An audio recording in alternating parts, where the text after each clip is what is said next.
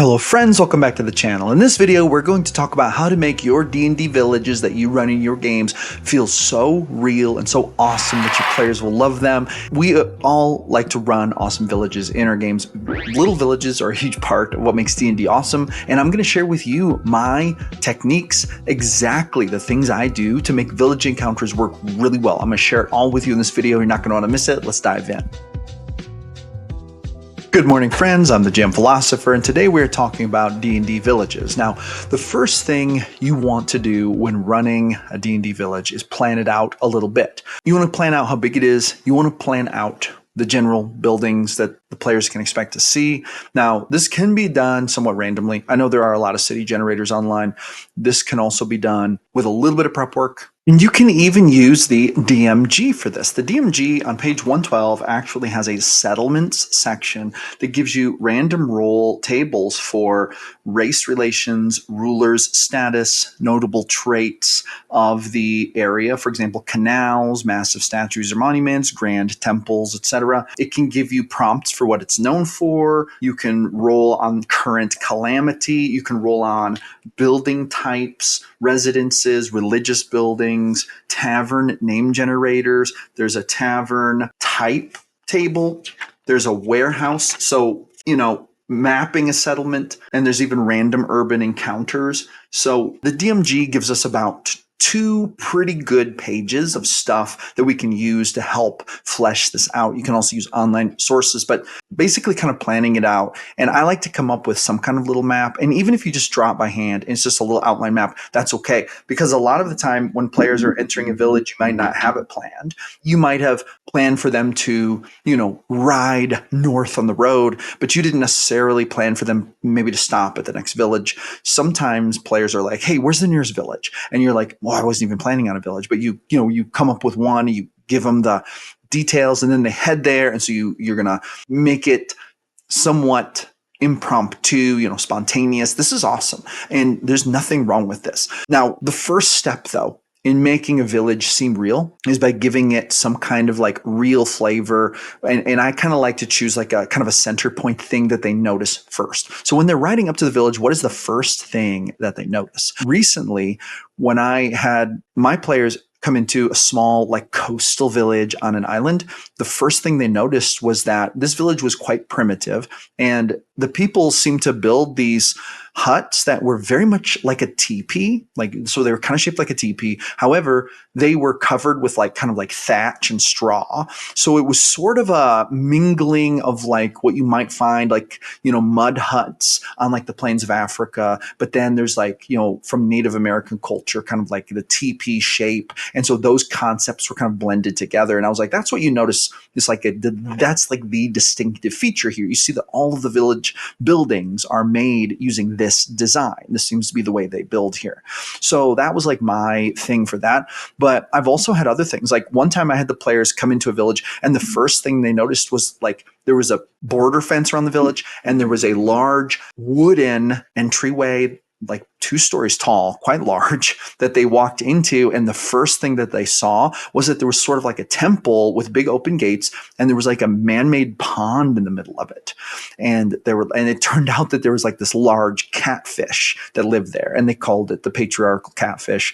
And it was like it was kind of a funny thing, but they kind of revered it as a magical creature, and it was like a thing special to their temple in the worship of their gods. And it was like also like the mascot of their town. So that was like a weird thing. And then, so I'm going to try to figure out what's the most noticeable thing. And then I want to start from there and work my way back, work my way out. And then a lot of times what I'll do is with that defining factor, then I'll kind of find ways to fit other parts of like the culture of the village in there. Some villages are a lot more like what you would call traditional European villages. Some of them might be very like tropical-esque. Some of them might be very Eastern, or even like Eurasia, or even Asian type themed, or Australian type villages. I love to like pull from different cultures for inspiration for villages. I don't like to make all of my villages just like European, medieval, high fantasy type villages. I like to have those in some places, and they're more common in some continents in my world than in other places. But I like to really mix it up and make them kind of different. Like Viking culture, there might be a village that's very reminiscent of like a Viking village or whatever. So you want to kind of figure that out. You want to figure that out. And like what I said, you can random roll on the Dungeon Master's Guide in those tables to like help you with that. But let's talk about now how to make it seem real. The number two most important thing that I do when the players come into a village and I want them to feel like the village is alive, or I want them to feel like it's significant, I want everything to slow way down. So I'm going to slow everything way down. When they come into the village, I'm not going to be like, all right, you ride in. Where do you want to go first? Here's what it looks like. Da, da, da, da. I'm going to like stop for them. I'm going to slow it way down. So I'm going to say, okay, so you ride into the village. You smell the aroma of hay. There's a hayfield off to the side. You also smell a little bit of, is that goat manure? You smell goats. And rightfully so, you see a herd of goats, beside the hayfield. You see that they are corralled in, and there seems to be like a shepherd figure watching them. You notice that the wind here blows at a steady pace. You realize that this village is sitting sort of in an open plain. There isn't much natural wind blockage here. There's not really any hills. So, you feel that this is probably a windy place. You see that they have a windmill set up very close to the center of the village, kind of toward the front. This windmill is churning, and it seems to be pumping water out of their well, right? And you hear the bustling of the activity. There's activity around the well, people chatting. They sound mostly happy, talking about the weather, talking about the news. At the front of the gate that you're kind of riding through to gain entrance into it, there's not like a wall around it, but there is just like a wooden fence, like a fence that could kind of maybe keep the goats in or whatever. But you ride through the front gate, and there isn't a guard, but there is a town crier. And you see him that when you ride up and he notices you, he was hanging out by the well. When he notices you, he picks up his lantern and he strolls over, and you notice that he has a peg leg. So he walks up to you and he says, excuse me, you have arrived at Craig's stead. State your business, please. And then he looks at you and he pushes his glasses up on his face to get a better look at all of you. And then you notice that when he approaches you, you kind of notice that everyone else kind of stops and looks at you, and everyone roll insight check. And if they get a good insight check, I might say, you get the sense that this village is not used to outsiders. It does not seem like this is like a touristy village where they get a lot of visitors, right? So now, with that being said, I just engaged a lot of different things there. And the reason that I did that was because I wanted to slow it way down and kind of give them a sense of what's going on, give them a sense of the ambiance, give them a sense of like even a little bit of the culture. And there's more I could say. I could go on. And as they ride into the village, basically every step they take, not like actual step, but like basically every time they make like a 30-foot movement or they enter a new section of the village, like they go a section deeper, I'm going to continue slowing it down and giving those descriptions. And here's a really good way to think about it. At some point, you want to engage all 5 of the senses. So it's like, what do they see? What do they hear?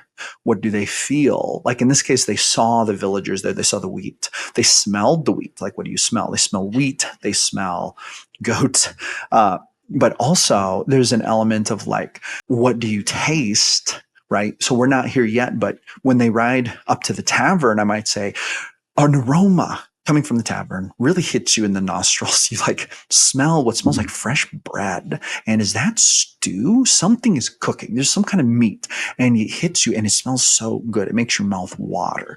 You can like, it completely drowns out kind of the goat manure smell you smelled when you first entered. And even though you're on your horses and you're kind of sweaty and grimy, oh, that bread just smells, mwah, chef's kiss. So we're trying to engage all of the different senses here. And, like they felt the wind on their skin. So we have the sense of touch, and this is a great way to kind of figure out what's going on in the village, but it's also a great way to kind of draw a picture of what the senses are registering first, which are going to be the things that are probably most likely to get your character's attention first. Now, I immediately like to engage NPCs and storylines here. I don't want the players, like we already had the town crier come up to them and engage them in conversation. So what I might do now is I might have him say, where are you headed in the village? And maybe they'll say, well, we're looking for the general trader, or we're looking for the inn and tavern, whatever they say. And he'll say, he regards them suspiciously. And he's going to say, you know what? I'll walk you.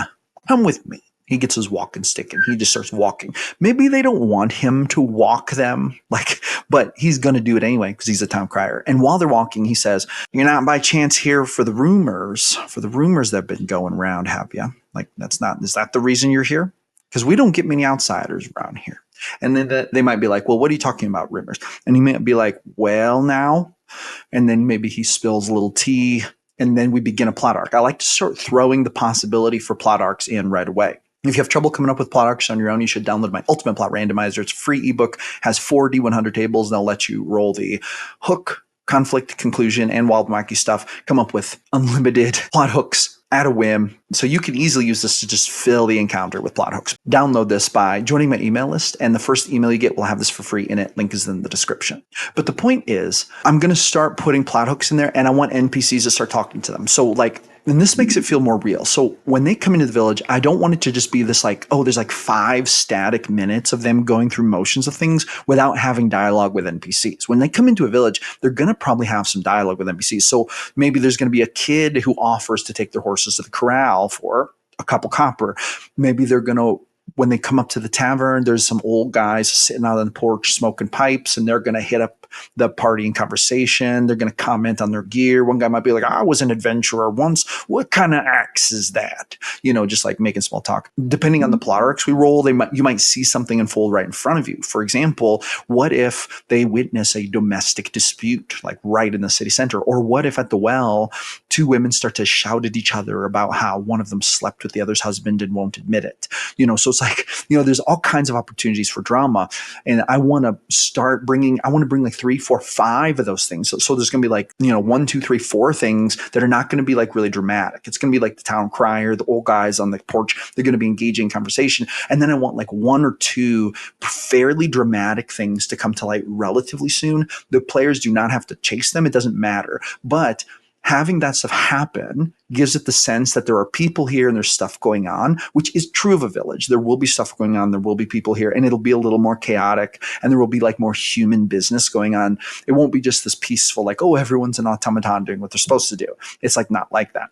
There could even be a thing where the sheriff walks by with a guy in manacles, and the guy calls out, "I've been falsely accused." And the sheriff is like, "Shut up. We all saw what you did, stealing that horse," whatever it is. Just little bitty things, you throw it in there. But anyway, that is going to be a wrap. That's really my 2 cents on this. I hope that this is useful. I also want to encourage you to jump into my Discord if you haven't done it already. I have a free Discord full of awesome TTRPG people sharing thoughts and ideas about D&D, so jump in there. But yeah, that's going to be it. Leave me a comment. Let me know how you make your D&D villages feel more lifelike, feel more visceral, just be better running villages that your characters really enjoy. Let me know how you do it. And with that being said, that's going to be it for this one. Hey, I'm here almost every day creating videos about the best game in the world. Thanks for watching another one. I'll see you awesome people on the next one.